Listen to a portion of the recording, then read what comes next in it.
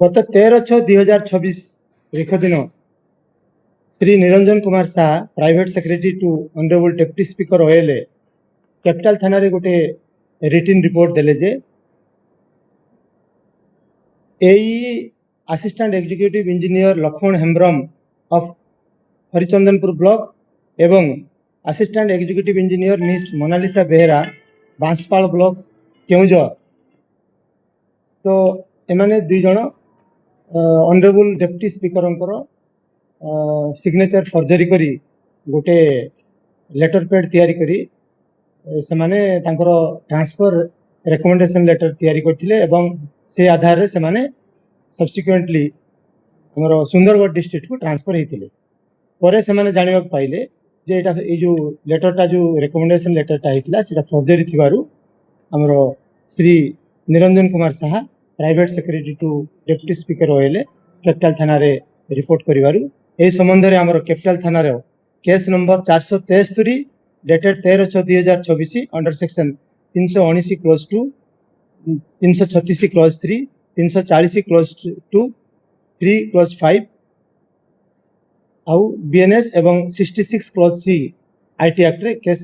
registration करा गला एवं तदंत समय रे आज assistant executive engineer Harichandanpur block रो हमर लक्ष्मण हेम्ब्रम को गिरफ्त करा जायछि एवं वर्तमान तांको हमें कोर्ट चालान करा जाय सर कोन कोन दफा लागला विरुद्ध रे क्रिमिनल कन्स्पिरेसी बा मनी लॉन्ड्रिंग टंका आदाय करबा ठकीबा एसु दफा लागिछि नहीं केवल डॉक्यूमेंट फॉर्जरी हेछि आउ से चीटिंग हेछि एही संबंधित धारा लागिछि एवं या भीतर आउ जने अछन लेडीज अछन सूचना पाइले वर्तमान तदंत चलीछि तदंत समय रे आउरी अनेक तथ्य बाहरिबो वर्तमान हम इंटरोगेशन समय रे से किछि कहि माने केवल दु जण ट्रांसफर हेथिले ना एमाने एंती जाल दस्तखत करछन्ती एवं पैड डुप्लीकेट करके एंती करछन्ती आउ तार इन्वेस्टिगेशन हो ना ए वर्तमान तदंत चलीछि एवं ए दुई जनकर संबंध रे हमें जहा एफआईआर पाइछु एवं हमें इंटरोगेशन समय रे भी हमें असिस्टेंट एग्जीक्यूटिव इंजीनियर जो लक्ष्मण हेम्ब्रम अछन से अधिक किछि हम तथ्य देइ नांती बट तदंत समय रे हम बाहर कर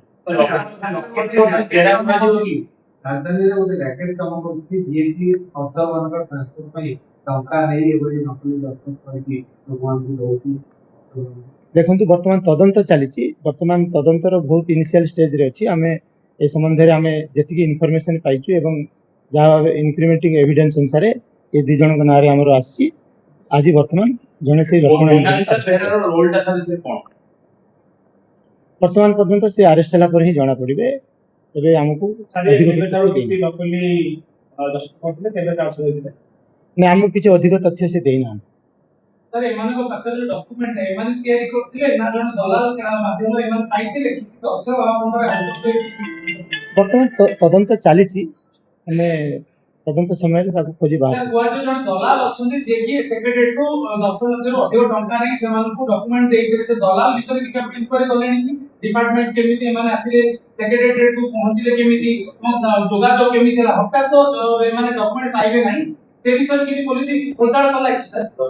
वर्तमान तदंत चलीछि तदंत समय रे ए विषय रे आउरी पुंखानुपुंख बाहर सर उपबाचस्पति को से जो पैड लेटरटा असली ना नकली एटा नकली तेणु करी कि